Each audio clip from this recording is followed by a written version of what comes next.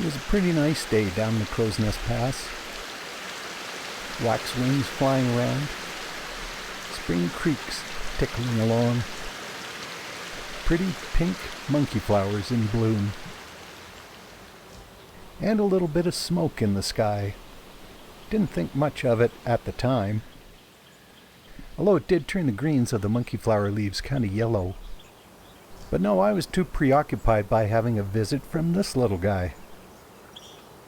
This is kind of a unique area. A big forest fire blew through here about 20 years ago, and the forest is renewing, and it's fascinating to see, as are all the things around it.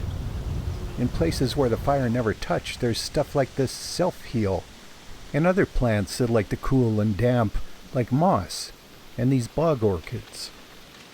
But all around that, dead trees and smoke from distant fires. It tinted the evening light and turned the water in Lynx Creek kind of cream-colored. And it bronzed up these noxious weeds and the trunks of the aspen trees. It laid down a pretty good layer of haze in the Lynx Creek Valley. This hermit thrush was still singing a song, but I'm surprised it wasn't coughing.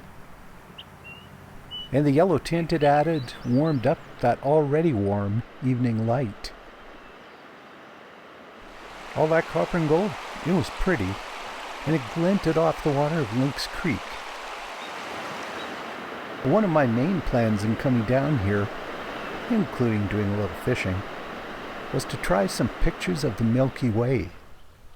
There's no light pollution here, there's no towns anywhere nearby, so the skies are usually quite clear.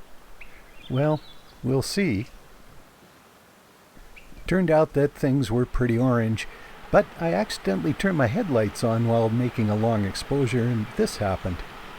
I don't mind it. The Milky Way, of course, shone right through. But I do kind of wish it was a little bit brighter. But I actually don't mind how the pictures turned out. And there's a lot of worse ways you can spend the hours between dusk and dawn. Though it did get pretty cold. I know it's the middle of July, but it was chilly. Even the clouds were hugging the warmth of the mountains. The birds, they didn't care. They never do. These swallows were flitting around, crossbills eating the spruce cones. And though it was still smoky, I could see Crowsnest Mountain. When I turned around, there was this little girl. She was enjoying her breakfast along a scree slope beside the road. And though I had no breakfast because I brought my cooler but forgot to put anything in it, I was just enjoying the morning as it was. And it was gorgeous.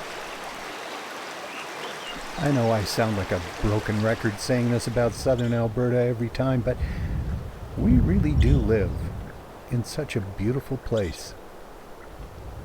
And we're so lucky to have all this wild land.